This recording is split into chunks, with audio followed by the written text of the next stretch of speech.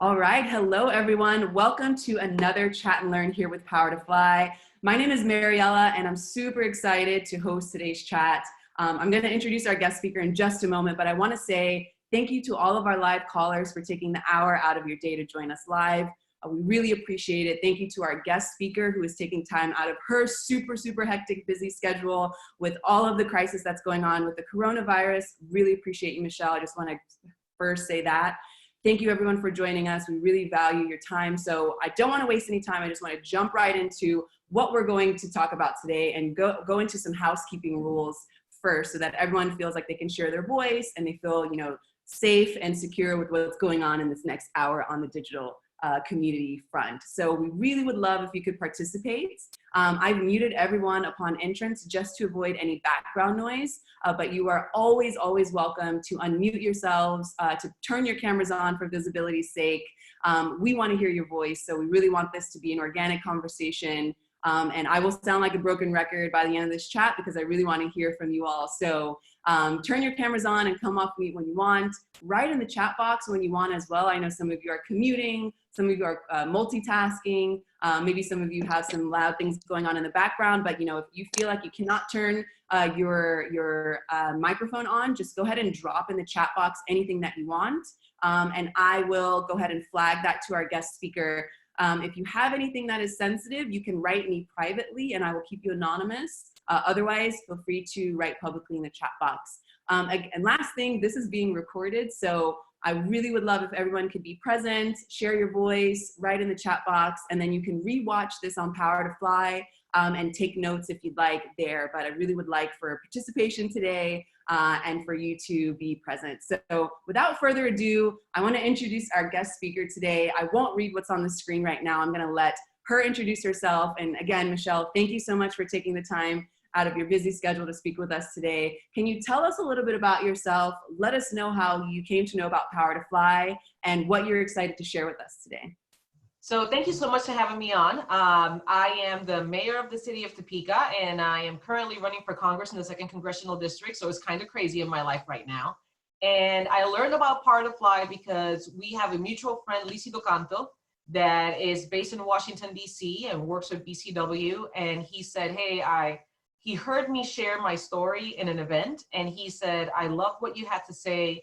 He said, I think that this is kind of like the toolkit on how you survive in this current environment. And you should share that story with other people. He said, you really need to meet Mariella and get connected with Power to Fly.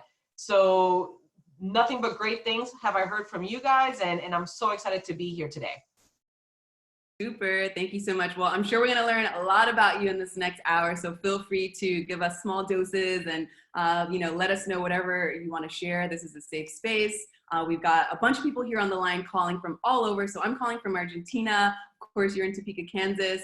If you're just joining us now, go ahead and write in the chat where you're calling from. And right now I'm just gonna shout out those folks who have already written in the chat. We've got folks calling from San Francisco, from Illinois, DC, Mexico, New Jersey, Indiana. All right, so if you're just joining us, go ahead and drop in the chat box where you're calling from. And then again, put any background information that you want to share so that our guest speaker can keep you in mind and really dive in deep on some of these things that you all have submitted offline. And just speaking about the awesome questions that you all have submitted, we've got them nice and neatly spread out here. We're just going to take them one by one. And if this is your question that we present on the screen, feel free to take yourselves off of mute or write in the chat box if you want Michelle to dive in deeper. Again, if this is not your question and an anecdote comes up or you want to share a story, you have the power to share your voice in this hour, and you have taken the time out of your day to join us. So we really don't want to be speaking at you. We want to be speaking with you. Without further ado, let's go jump right in to the first question here. So are you ready, Michelle? Ready. Awesome. So what inspired you to get into politics and what made you want to run for mayor? Well, it's kind of interesting. I woke up one morning and said, I want to be a politician, said no one ever. So I think politics and public service found me. My life is pretty interesting. I have been homeless. I have survived cancer. I'm a single mom, and I've had a lot of difficulties in my life. And the one thing that I can tell you that is consistent in my whole life story has been that people who didn't have any reason or would gain at all from giving me support and love, kept standing there by my side time and time and time again. I think one of my sisters is here, Kim Morris, and she was one of those individuals that when I met her, I was sick, I had a stroke, I had cancer, and she was right there with me when I was alone with kids after a horrid divorce with domestic violence.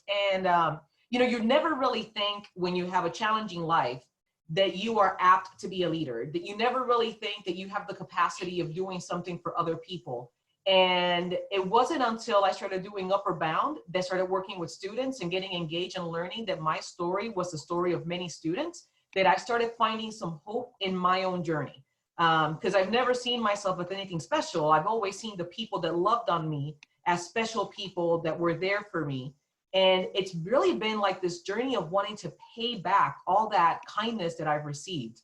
I got to Topeka, started getting really involved in local boards, got connected with an organization called MANA, and started with Kim Morse, the first major minority girl focus on Hispanics, but it's grown to be more of a let's empower all girls to understand that there's women in leadership and that our lives may have not been that easy, but we're here because we supported each other. And so from that conference, somebody said, hey, we're redeveloping our downtown. We think that we need to find somebody that deals with kids that can help us so that our kids don't leave and they want to stay in their community. So somehow I get roped in. And I remember showing up at these meetings and they're talking about urban development and walkability. And I'm sitting there going, the heck is all this? You know, how does this all connect? How do these pieces come together? And I remember that since I had nothing to contribute, I used to bring them breakfast because I knew that I could cook, right? So I'm like, I'm going to contribute food. And finally, we started showing up at these council meetings and we would come and present, and we kept on advocating for this $5 million. And time after time, I think it was like 3 times we were told no. But then Kim and I worked with one of our girls and we helped her create her narrative so that she could testify in front of city council. And it wasn't the only reason that got us the vote. There was a ton of work done before that. But the day that Michelle Hubbard, a high school senior, she's this beautiful Black Latina girl, and she stands up in front of the council members and she says, if you don't do something about downtown redevelopment, we're all gonna leave because downtown sucks. That's the day. And it was just like this spark of saying, oh my God, I can take somebody else's voice and help them feel empowered and make changes in their community. I want to do this. So decided that I wanted to be mayor, and I didn't really know what the council was all about. And then my friend Larry Wolgass, who was working with me on the downtown revitalization process, was on the council already. He wanted to run for mayor. And he said, you know, since I'm going to run for mayor, maybe you should consider running for council. And I was just like, what the heck does the council do? And he's like, exactly. Let's run for council first. He's like, you know, you could run for mayor if you want to run for mayor, but if you run for council, you start learning the system. And as you learn the system, you'll see if you want to run for mayor later on. And sure as heck, my daughters and I embarked on this journey. I'll never forget asking my girls, because I'm a single mom, and I was like, hey, do you guys want to do this? And my little one looked at me and she's like, Mom, is that like being the president? And I'm like, no. But, you know, it's that bench, you know, the people that we went to see. And I'll never forget that Lorraine looked at me and she said, Mom, if we do this and you win, you're showing me that I can do anything. And it was just like, okay, let's do this. So they campaigned with me every weekend. We got that election taken care of. We won. And then sure, as Larry said, he wasn't going to run again in a few years. And he was very vocal that he was not running so that somebody younger would run. And that somebody younger was me. So I ran, and it was really interesting because when I was running, I didn't think of the fact that I was making history, because I was just concerned about how could I serve the people of this community. So there's a bunch of us all like door knocking and doing everything that we need to do to make this race happen. And I was the only woman in a primary, because it's nonpartisan. Was the only woman running against 4 Caucasians, and they were all male. And it was really interesting to see how the twists were happening about, you know, how can she be a single mom and run for mayor and have a full-time job? Isn't she too ambitious? How is she going to make this happen? And then in a race that was not supposed to be partisan, they ended up making it partisan because they sent out a newspaper article saying, oh, she's a Democrat and and the opponent is a Republican. I mean, so it was really interesting, but nonetheless, I mean, we won. And then it was really interesting when I get a call from the New York Times saying, you know, you're the first minority to be elected, and only the second woman. And I'm like, what? So it's been an interesting ride. Let's put it that way. Wow, Michelle, you are the perfect person to have on this Chat and Learn series after the International Women's Day celebration / every day is International Women's Day. How inspiring, first of all. And I mean, I just want to, yeah, we have some people in the chat saying so impressive. Absolutely. I mean, some of the things that just called my attention as you're speaking, you know, you really have this call for a community, you know, having that support of, you know, people that believed in you, even maybe when you didn't know what to expect, that kind of serendipity that I find that a lot of times community offers. So thank you for showing us the power of community and the power of, you know, family and people that, you know, support your mission. Service was another word that came out. I love that you showed up with like, you know, I want to cook for y'all. Let me fill your bellies and like learn from there. So that's very strategic. And I love that because I would not turn down a yummy, delicious plate coming from you. You're originally from New York, right? I was born in New York and raised in Puerto Rico. Awesome. Well, I don't want to take up the mic because I really want to hear more about what you have to say, but I just want to ask, you know, our live callers, can you attest to this? Have you had anyone in your life, you know, push you on, root you on to do things that maybe you didn't even expect? You know, maybe you never dreamt of in a million years. I know that we don't have any mayors on the phone now, but you know, being a woman leader not yet. I love that. Not yet. So if you can just, you know, drop your comments in the chat box. I really want to open up this conversation to everyone who's calling live. With that said, go ahead and think about it, everyone, and let's move on to the next question, Michelle. Okay. So can you share your journey to where you are today? I know you've already talked to us a little bit about this, but is there anything else that you want to share specifically regarding your journey? I love that you're mentioning a lot of the serendipity of it and how you sort of were, you know, guided by these fairies around you, you know, supporting you, and also the highlight of the high schooler. I love that our young people are speaking for us and challenging us and in a way to even make you see the strength in your voice to help someone else feel heard. So maybe if you can speak a little bit more about that as well.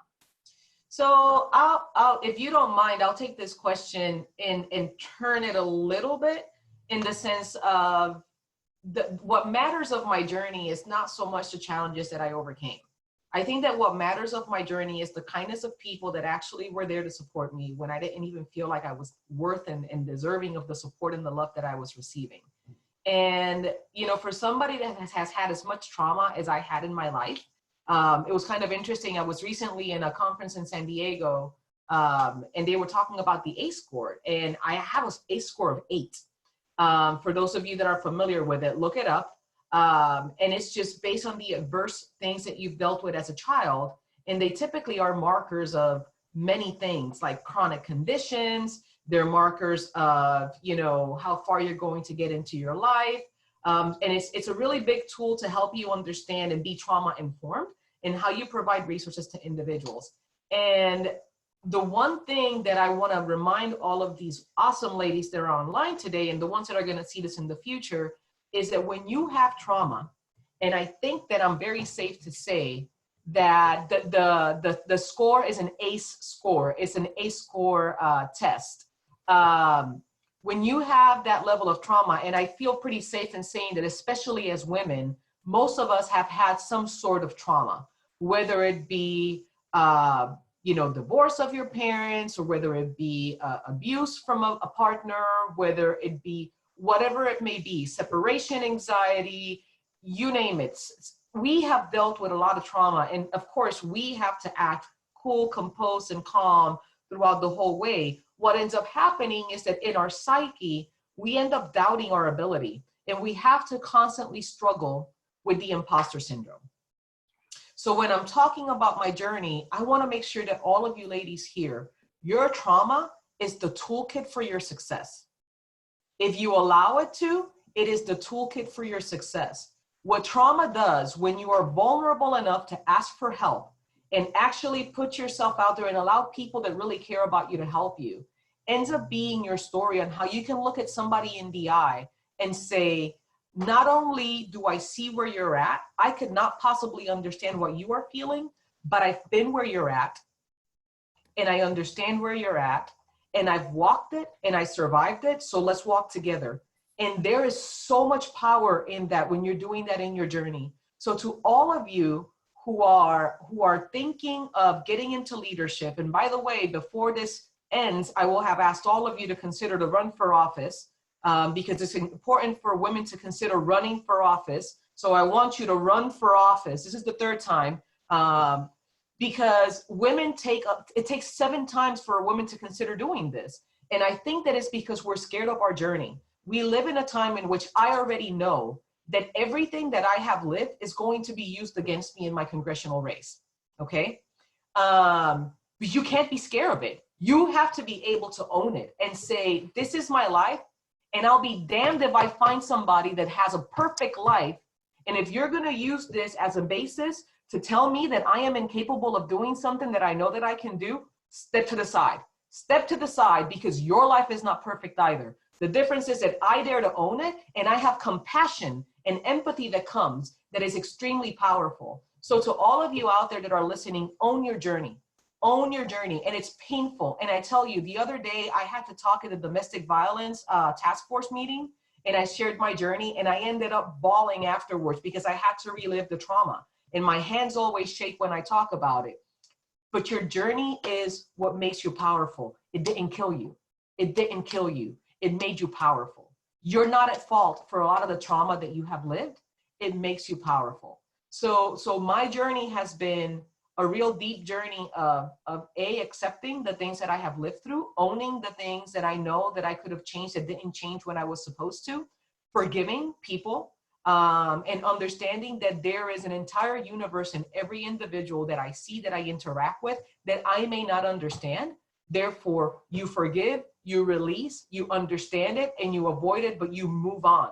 You move on. And I think that that has been the biggest part of my journey, being able not only to forgive myself, but to forgive the people that I have had these really traumatic experiences with, by the love of allowing other people who came into my life to love on me when I felt unlovable, which is something that I think that we as women struggle with so much. Yeah, there's like digital confetti being tossed all around right now. Yes. And I just want to add to that. Yes, go ahead, please. Can I just ask a question on that? Like, can you talk a little bit about the process, like that you set yourself up for to love your journey? Like, did you go talk with someone, or was there sort of a turning point, or did you make a concerted, did you make a concerted effort to learn how to love your journey? I think that there were several crucial moments. I'll be really open, and I will tell you that there was a point in time in my life in which I didn't want to be around. I was severely depressed, and I didn't even know that I was depressed. And I'm saying that and I'm choking up, so I'm sorry. This is a safe space. You don't have to apologize. Women need to stop apologizing. Let's stop apologizing, everyone, right now. I was at that very fancy dinner where you choked up too, so I appreciate you. You do it in front of like you're authentic. I've seen you do it in front of incredibly powerful people in DC too, so it's incredible. But it took people coming to my life and telling me, hey, I see something that's not okay. Let me get you connected with a resource. So like, for example, having to go to therapy and say, I don't need therapy. And then it's just like, do you want to wake up in the morning? Are you happy with your existence? I know that you have some challenges. And then just being willing to say, man. And then when I got pregnant with my son, I think that was one of the really big turning points, because I was homeless at that time. And it was really easy for me to couch surf or sleep in an abandoned house like I was doing, or do the crazy stuff. I mean, because I didn't do anything really, really bad. I just either slept on the beach and would wake up in the morning and surf, or I ended up couch surfing with my friends, or found an abandoned house and take showers in the morning in the pool area in the university, because they have those showers there. But once I got pregnant with Eric, I don't know what it was. And I remember distinctly sitting there and thinking, holy crap. And crap was not the word, by the way. Either I do something with myself, Uh-huh. or I pass on to my son and my kids, if I do have more kids in that future, all of the trauma that I have, because I knew and understood very well that my mom had passed on to me her trauma. And I think that that was the turning point for me. So when I started looking for help, call it the grace of God, the universe, Allah, Vishnu, whoever you worship to, right? But what ended up happening was that when I went back to school to ask for help, it was an interim dean that was in the university, and he was a psychologist. And he told me one of the most powerful phrases that I use today with my kids, and they hate me now the same way that I kind of hated him then. But when I shared my story and why after I had 2 years with withdrawals and Fs, I was applying back to school because I was pregnant and I wanted to have health insurance and do student loans, I shared my whole story, and he's like, you seem angry. And I remember just going on, no, boop, Sherlock, of course I'm angry. Did you not hear what I just said? And he said, you could be angry, but I want to tell you something. He said, you have power. And I had never heard that before. Never. And he said, your power doesn't lie in what other people do to you. Your power is in how you respond. And I remember just like looking at him thinking, are you crazy? Do you not see me? I'm here applying to go back to school. I am here trying to get my stuff together. And you're telling me that I'm not using that power? But I was so angry that I didn't understand that I had the power to forgive, that I had the power to understand, that I had the power of being vulnerable, that I did not want to exercise because I didn't want to get hurt again. And those were the powers that he was invoking me to use. And it was him and other people that came into my life that helped me find that journey to love my own scars and the journey that I have been walking through. And I think that the culminating point for me was when I had my first job right after graduating with Upward Bound, and I started hearing kids. Because I mean, when you go through trauma, especially as a minority woman, you're told constantly in Spanish, la ropa sucia se lava en la casa. Your dirty laundry is done at home. You don't talk about your stuff. You don't talk about these problems. Oh, you just got beat up. You shut up and you keep that home. You do not tell anybody. So all of a sudden, for me to start working with these kids and hearing the same stuff over and over again was just like, oh my God, there is power in all of my crap. So it was just like series of people that came into my life and experiences that little by little, I'll be really honest, I don't think that it was till I was 40 that I really owned my story. What a waste. What a waste. Yeah, you're not alone though. I hear a lot of people say that 40 was the turning point, but you also look younger than 40, so I was surprised to hear that. But thank you for sharing that. Thank you. Yes, thank you so much, Michelle. So for people on the call and who are listening, who are under 40, how can we not, like you said, let that time go to waste? What would you recommend doing to start the healing journey? Since I agree, we all are going through some sort of trauma, and we definitely have an opportunity to speak about that and to feel empowered in that. What would you say that is something we can use as a tool right now so that we don't feel like we have to say that when we get 40 or over 40? So I'll start with one of my favorite analogies is that when you look at your house and you wanted to plant a tree, you get really frustrated that you don't have your tree. But the best day to plant the tree is today, because you plant the seed and the tree will eventually grow. So to all of you listening, you woke up today. Even if you didn't want to wake up, you woke up today. So what are you going to do? Are you going to regret the fact that you didn't do things yesterday, or are you going to seize the day and carpe diem the crap out of it and figure out where to find those resources? And if you're going through domestic violence issues, the YWCA is there to help. There's 1-800 lines that are there to help you find the resources of mental health. Depression is a real deal. Just talk to your primary care physician. And if you don't have a primary care physician, because I know that we live in a world that is stupid enough that not everybody has access to proper health care, there's organizations out there that are there to help you out. So just make sure that you ask. Ask the next person that you talk with, do you know where to get help for this? And run and get it, because your life is too precious for us to waste. We need you to rise. We need you to have the power to fly. So keep going and don't waste time. Today is your day. We're not talking just because. Today you and I are talking because you were meant to hear this message, and this message is for you. Yes. Oh, Michelle, do you have space in your apartment, in your home? I want to rent a room. I'll couch surf. I don't care. My house is open to everybody. You can ask several people. It's always full of people. So just to read some things that are in the chat box right now. So someone has said, yes, you broke the chain. You're such an inspiration, Michelle. Thank you for sharing and being genuine. Amazing. Someone else says, la ropa sucia se lava en la casa. I used to hear that all the time growing up. Someone else says, amen. And yes, all of that. So thank you, Michelle. Thank you for chiming in, our live callers, with your questions and with your feedback. Wow, I don't have any words because I'm like stewing on everything that you've just said. And I want to just say thank you, because it's about damn time someone is speaking the truth and like running for leadership in the world. Thank you so much. Thank you, Michelle. Let's move on to the next question here, because I know that you've got lots more to say.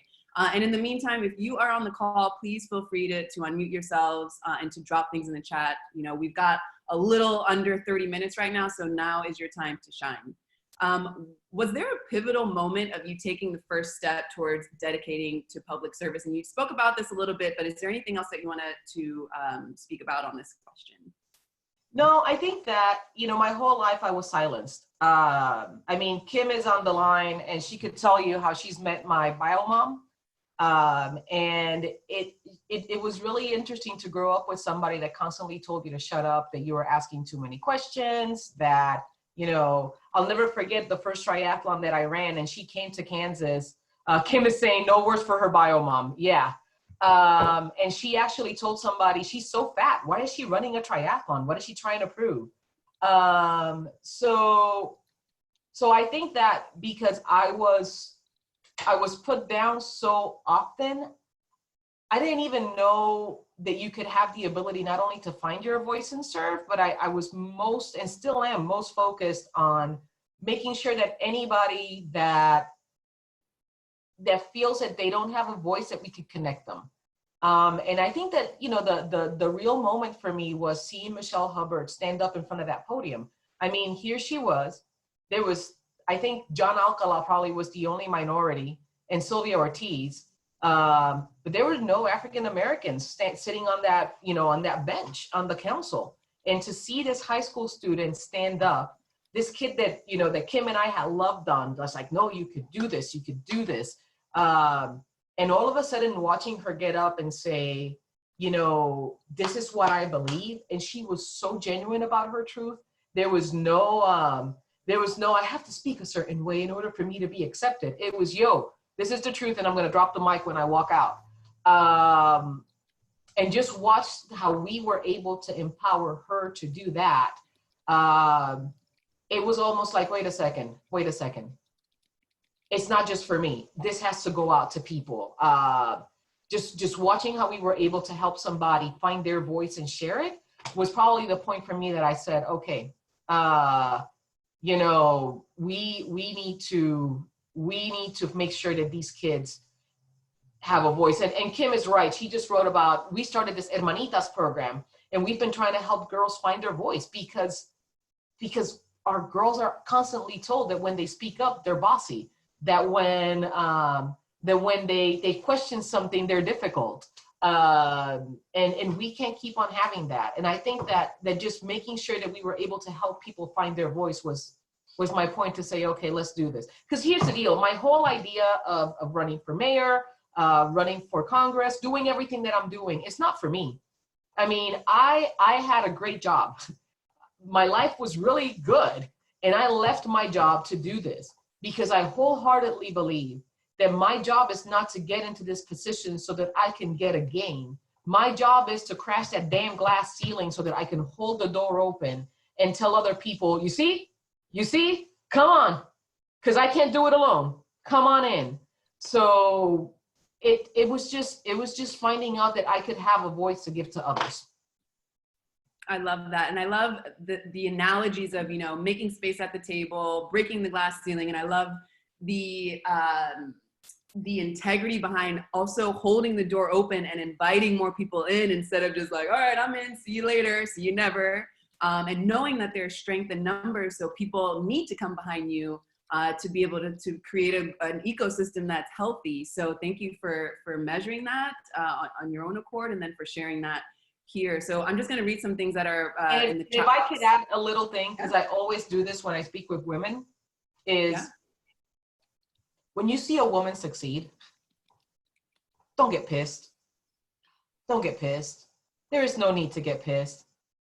Look, the pie is big enough for you and for me. And the way that you make the pie bigger is that you open up the doors and you support a woman, and guess what happens? Women have the innate ability to grab you by the hand and lift you up, because that's what we do. We have a heart for service. We are biologically much more nurturing. We are biologically geared towards community. So we are not the ones that are going to get to the top and say, bye, Felicia, I don't know who you are, forget about everything. We are the ones that when you help us out, we are going to help you out. So there's no room for cattiness. There is no room for cattiness. There is no need for it. Celebrate women, support women, and you know what's going to happen? More women will keep rising. Absolutely. Absolutely. Someone here has written, exactly. I love how abundant you are, Michelle, that your goal is to have more women walk through the door that you've gone through. There's enough for everyone. Amazing, amazing. Someone else has written, it's great to hear when we learn our own internal power, we can empower others to see and know their power within. Amazing. So do you have anything else you want to say on this, or let's move on to the next question? Okay, great. I'm excited to rewatch this and take notes, because you're dropping so many gems right now, and I love how authentic. I'm nodding because I'm reading the question that you just popped up, and I'm like, okay, let's go for it. So have you encountered racism or gender bias along the way to becoming mayor? If I have to hear one more time how eloquent I am, I'm gonna pop a vein. If I have to be in a room and told that one of my best qualities is that I happen to be so passionate, I'll tell you the examples, and I think I shared some of them. When I ran for mayor, the first thing that was thrown at my face was the fact that I was a single mom. I have a son that has severe persistent mental illness, and the journey that I've had with my son advocating for him has been atrocious. Not going to use the descriptive that I want to use for what happened, but insert all the curse words that you can put in your brain and throw them in front of this sentence. My opponents decided to use my son's journey in foster care because he was harmful to my daughters against me. And it was atrocious. I mean, a man would have never had that thrown at him. I was questioned for wanting to have a full-time job and be a mayor, because obviously I did not have that ability. Had I been a male, more than likely what would have happened is like, oh my God, look at you. You're so service-driven. That is so phenomenal. And even right now, as I'm running for Congress, one of my favorite things to hear is, you don't represent Kansas. And it's like, what part of me doesn't represent Kansas? Help me understand. Is it my gender? Is it my skin? Which one is it? Help me understand which one makes you more upset or uncomfortable.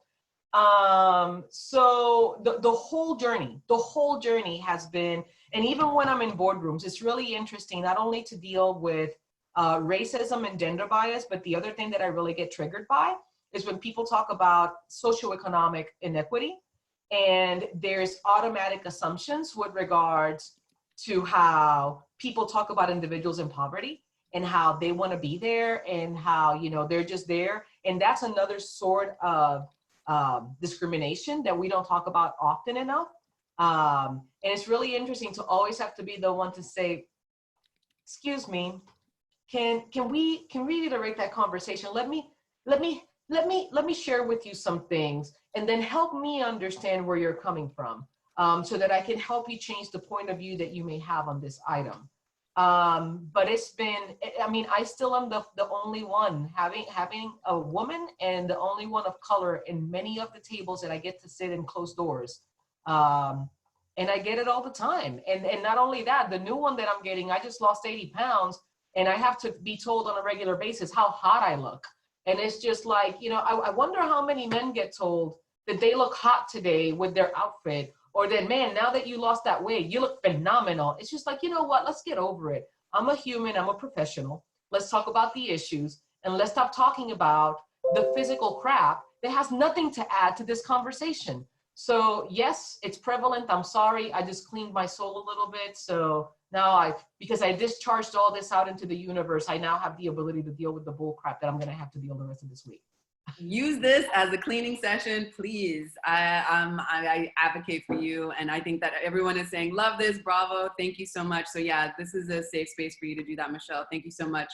Can you just go back a little bit and say, for those of us who find ourselves in that situation, and to not have anger speak for us in a way that might torment us later or might, you know, cut down opportunities, how can we respond to gender bias or racism when we are the only one at the table? You know, I think that what I've learned is I had to learn how to contain that, because before I was volunteering in the community, I was not polished whatsoever. I might have walked into the Chamber of Commerce and threatened with the media, the CEO that was there at the time.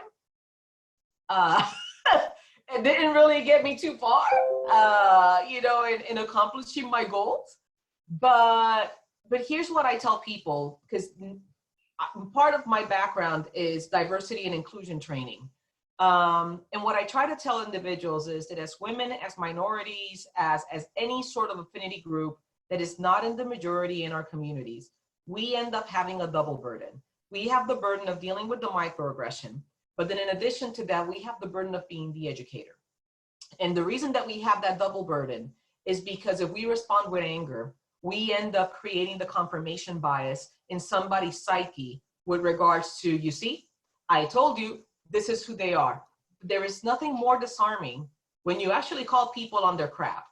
And somebody says something, for example, I'll try to think of one that I was told, somebody called my office and they were upset that I wasn't there because, you know, was I watching my kids? What the hell am I doing that I'm not supposed to, you know, I'm supposed to be where they want me to be at all times. You know, that happens when you get into public office. And it's really interesting when you say, hey, thank you so much for being so concerned. Could I ask you for a favor? Could you help me understand where your assumptions are coming from? Because here's where I'm coming from. I would love to understand from you. And people get completely caught off guard. That's like my friend Nicole. She can tell you that when I say to somebody, help me understand, and I smile and I get very calm, it's like, oh, she's on the warpath. And it's disarming because people automatically expect a response. You don't give a response. You ask questions. And then you take the time to tell somebody, you know, I want to make sure that you don't ever have to encounter somebody feeling discriminated because of this comment. So this is a much better way for you to address this issue.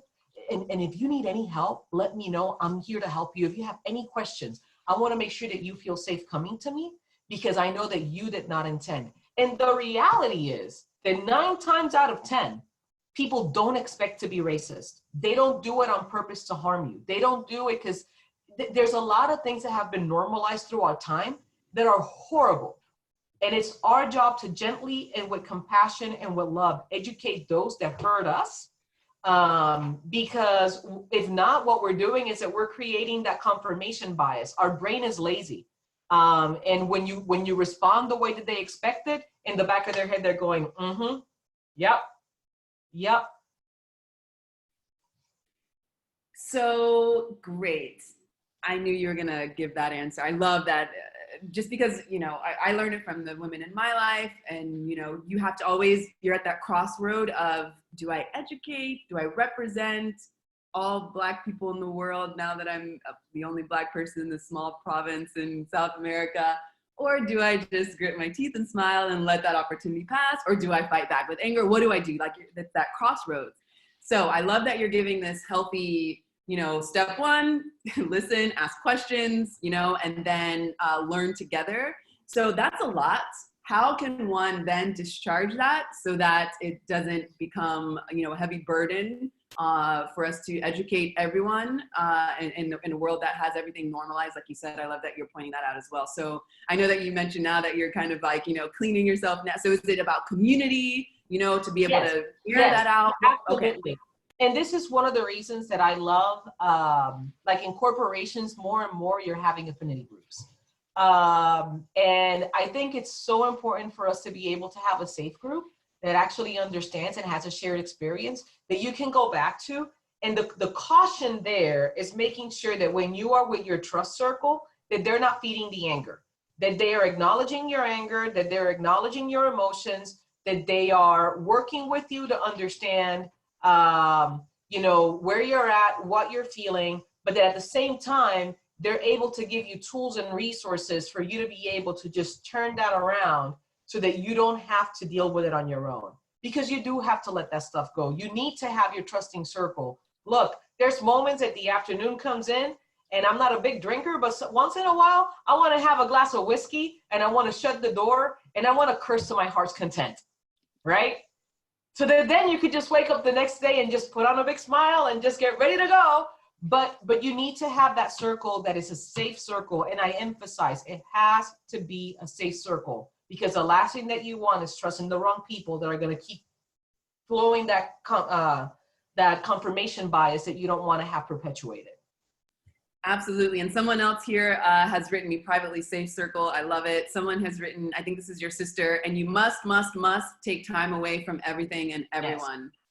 So self-love, I love that. Absolutely. I'm a firm believer in that. Otherwise we're just exhausting ourselves, right? And we don't have anything left for ourselves. So thank you for putting that in the chat box. Let's go ahead and move on to the next question. Whew. What advice would you give future generations of Latinas? And then also I would love for you to touch on, for our live callers who might know or who might not know, or who just want to know your opinion on it, with the Latinx movement that's happening, can you speak a little bit about that as well? It's okay, so I'll start with that. It's really interesting. There's a lot of people that love the Latinx, but then there's people that are like, I'm not Latinx, I'm Latina, or I'm Latino, or I'm Hispanic. So I'll share with you something really interesting. So sometimes, even though I am very proud Puerto Rican, people forget that I'm part Black too, and that I'm part white. and it's just so interesting that we are so intent in trying to box people that we get all wound up over a term because we want to be represented. I want to be a human, although I feel like an alien 90% of the time. And when I mean alien, I don't mean the horrible term. I mean like nanu alien. Because sometimes I sit down and I watch things happen and I think, what world am I living in, and how did we get here? So to our future generation of Latinas, to my future generation of powerful Black women and white women, and like all the women in here that are watching this, what I would say is just start by acknowledging where you come from and be proud of it. Be proud of whether it was a humble beginning, whether it was a rough beginning. And you know what? Even be proud if you had a very affluent and wonderful beginning. Because if you have a desire to serve, it's like I've been telling my friends that are white males, I'm like, no, don't be ashamed that you are a white male. Be empowered to do something to empower others with your privilege, and understand that just because you had a wonderful life doesn't mean that you're going to shut out the lives of others, that you're going to continue learning and figuring out how to be an advocate from your position. So all of us have a place to lead from, all of us. So start now. Start sitting down and doing an inventory of the things that make you happy. Start figuring out where the place where your heart gets excited. Start figuring out how you're going to just step up. What are the things that you've been waiting for that you don't want to just, get into because you're afraid of failing? Just go for it. I mean, the best advice that I could give you, whatever it is that you're thinking, just go for it. Just go for it. Don't wait. Don't ask for permission. Don't ask. Just go. Just go. The support will come. Just go. Love it. Thank you so much, Michelle. We've got about, let me look at the time here. I feel like we are living in a timeless space right now, but I do want to keep us on time. We've got a little over 10 minutes right now. So for all of our live callers who want to share their voice, it is now or never. Actually, it's not never. We can always connect with Michelle later. Catherine, I want to ask how I can, yes, I want to ask how I can use my privilege to get you elected to Congress. Oh, Straight up. oh, you're the best. Oh,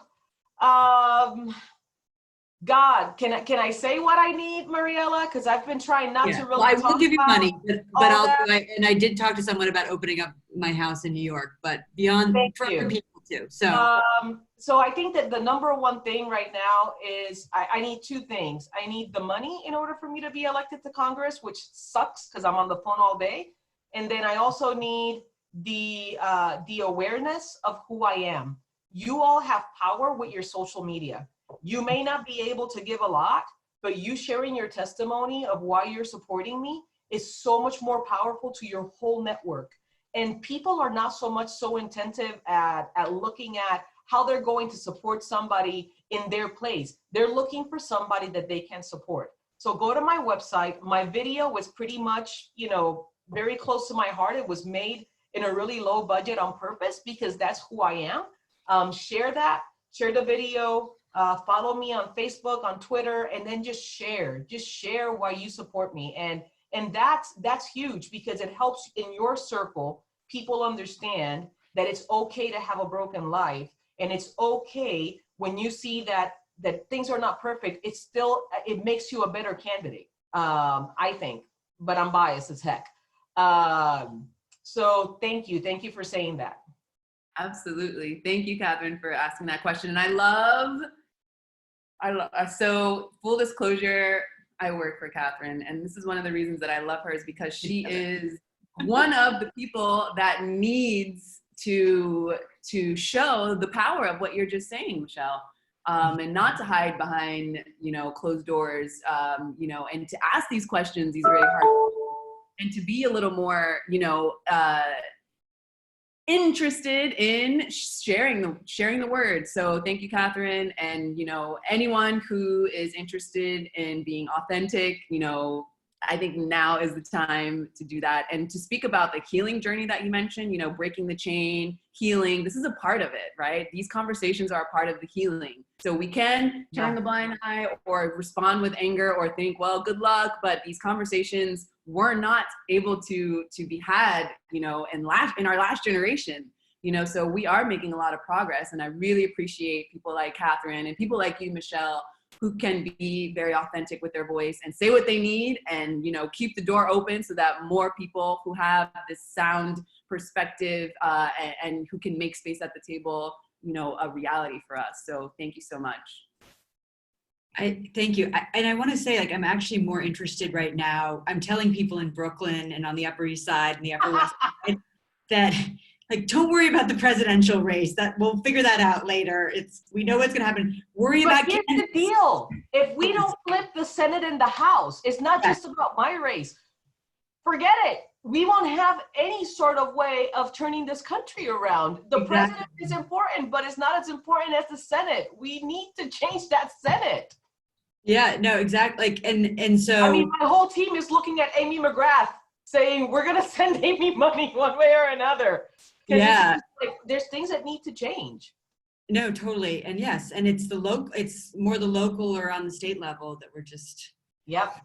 But turning that light bulb on in people's head of my mother-in-law when she freaks out about everything that Trump says, I'm like, just put your energy and your effort into local right now. Anyway, she joined Indivisible, so.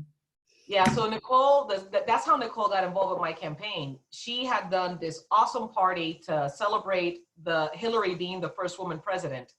And then everybody woke up the next day feeling like, what the heck just happened? Yeah. What the heck just happened here? And then it was not only that, but it was like, how the hell do we make a change? And I think that so one of the best things that I can say about what happened to our country and our state and our Senate and our Congress is that people are frustrated because they're seeing what happened and they want to see something different. And for all of you who are listening, if this is the president that you support, I am not talking ill about him. I'm just saying that there have been some really big issues that our country is struggling with that I just don't agree with. And the modus in which that leadership has been exerted has been very polarizing. So I think that we want to make sure that we change that.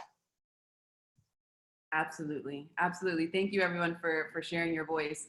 We've got about 7 more minutes on the line, so I would like to tackle a couple more questions and then open the mic to our live callers. So I know that we are all marinating on all of the beautiful things that Michelle is sharing with us right now, but please feel free to use these last moments to share your voice. All right. Until then, until you get the courage to unmute yourselves, we'll move on to this question that someone has submitted offline. So what advice do you have for women who are looking to make a change in their community but feel like they don't have a voice? I would say get involved in the boards, the nonprofit board organizations of the things that you believe in, because you first have to learn the governance process so that you can then really start advocating, and then find your tribe. There's a whole bunch of people that are concerned about the same things that you're concerned about.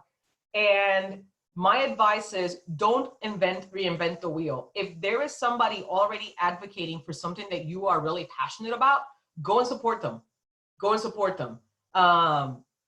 So I think that that's the best way. Just start volunteering. Start volunteering and start figuring out who your tribe is, and then just let's change the world.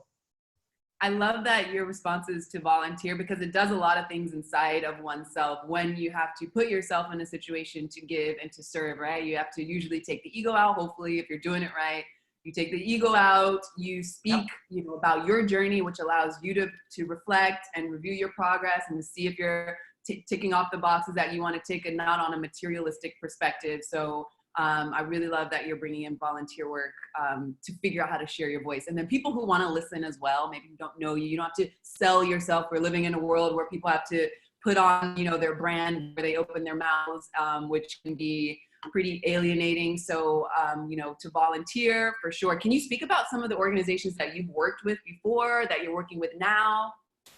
MANA was my big issue to deal with women issues. I was volunteering, and I still volunteer with them on the board, talking about how to empower women. I traveled the nation teaching women about financial literacy so that they could learn how to take care of themselves and, be self-sufficient.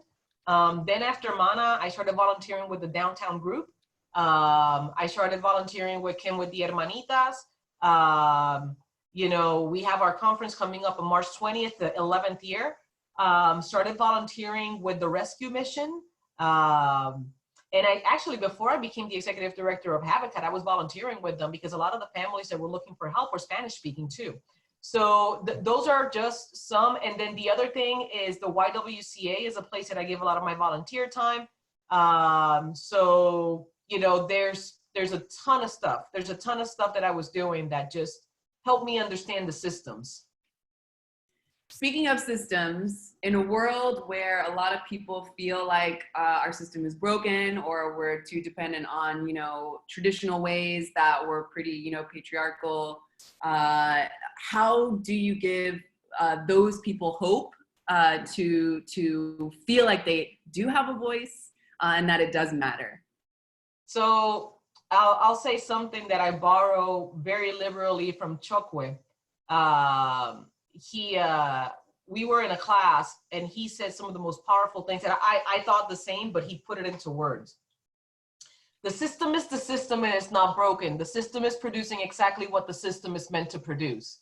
The challenge that we have is making sure that we understand and empower people to understand that the damn system is broken so that we can all start coming together and addressing it.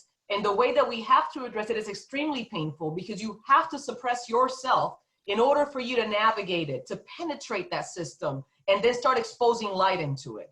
So that's the harder work of activism and being in public service, is that you have to suppress everything in you and deal with all of the pain and all the discrimination so that you can start understanding and getting into that system. And then once you're in the system and you're able to have a seat at the table, you bring light. And that's the only way that we'll do it. So just keep hustling, ladies. Keep hustling and keep working it. And whenever you have an opportunity, educate people. Absolutely. And then I will just piggyback on that and say, therapy is a beautiful thing, and don't be Amen. afraid of it. Don't shy away from it. I live in a country where Amen. people show up late and their excuses. I was at my therapist and everyone's like, cool, come and join us, have a tea. And when I mention anything about therapy to people in the States, it's like, I don't have a problem. I'm okay. I text a message with my guy. It's like, hey, how you doing? Hey, you know what? We need to make an appointment. Exactly. And especially speaking about this, this duty for, being alive in this moment, to be able to enter into a system that is reflecting essentially, us as human beings, but being able to grit our teeth and, have these open conversations and to not have to hold it all on our own when we leave those heavy conversations, or when we leave the way of going into the system to make change. I do definitely say to everyone, someone to speak to, find the way that feels right for you, and don't just sweep it under the rug, because I believe in speaking to people in therapy. So Yes. Michelle, can you touch on that? Because they'll listen to you before they listen to me. No, seriously, no. My guy, literally, we text, and it's okay. There's days that I get very overwhelmed. We live in a system. Look, the United States was built on a premise of freedom and liberty, and in the process, they decided to go pick my great-great-great-great-grandmother up so that she could be a slave in Puerto Rico. We talk about religious liberty, but we only talk about religious liberty when you believe and worship the way that I do. We talk about love and we talk about loving life, but we only love life when that life happens to have the same color of our skin and the same socioeconomic status that we have. And we don't talk about these things. And you end up having a multitude of generations that over and over are feeling these pressures. I mean, for Pete's sakes, women are not even in the Constitution. So just pause for a second and ponder that one, okay? We as minorities, we're a fraction. There's some things in the system that we live through every single day, and we constantly question whether we're okay, whether we're too sensitive, and whether we're making these things up. And it happens to women, whether they're white, they're brown, or purple. So sometimes it's super important to have a person that you can talk to, and going to therapy is absolutely fine. There is no harm in it. You're not less strong because of it. And some people sometimes need some medication to deal with the daily struggle of life. And you know what? It's okay. It is not weak to take a medication in order for you to be able to be okay. My daughter every single day needs to take her Lexapro so that she could deal with her anxiety. And I tell her, it's just like if I was diabetic. Nobody would judge me because I'm dependent on insulin. It's the same issue. It's a serotonin misfire. So it's okay to take medication. It's okay to go to therapy, because sometimes you just need to have a room in which you're able to say F all the times that you need to say it, with somebody validating the fact that, yes, everything is effed up, but it's okay because you're not alone. And the most powerful things that happens when you're in therapy is not that you're able to talk, is that you have somebody that has a skill set that is going to help you frame your way of thinking and frame your way of reacting, and trains your brain so that you can endure all of these things that you're dealing with day in and day out. Thank you so much, Michelle. I would just like to say again, thank you, everyone. I know we're a little over time, but I'm sure everyone is like wanting to stay on a little longer, but we all have good work to do now that we're, juiced up to go and do our thing in the world. Thank you, Michelle. Thank you, everyone, for taking the time out of your day to be here. I'm going to go right now. I'm in Argentina. I'm going to go join thousands of women right now marching towards Congress to fight for women's rights. So I will keep everyone in mind as I do that. And Michelle, how can we find you? How can we support you? Just give us I know you mentioned your website, but if we're interested in learning more about you, can you direct us to how we can find you online? So Michelle for Kansas is the website that you can find a little bit of my background. You can find me on Facebook. Just make sure that you message me and say, hey, I met you on Power to Fly, because I don't add a lot of people to my Facebook page. If you Google my name and you put Kansas, there's going to be a lot of things that are going to come out, and you'll be able to see a lot of things, speeches that I've done at Emporia State University and in different points in my life. There was a speech that was posted on Michelle for Kansas on Facebook recently that gives you a little bit of that feel of what I do. But yeah, just follow me. I'm on Twitter, I'm on Insta, and I would love to continue a friendship with all of you ladies. I'm so proud that we have this venue that we can get together and be women and be vulnerable and being powerful because of the fact that we are being vulnerable with each other. So thank you, Mariela and Catherine, for creating this beautiful venue for us to be able to convene across the world. Thank you, Michelle. All right, have a great weekend, everyone. Rock it out. Thank you, ladies.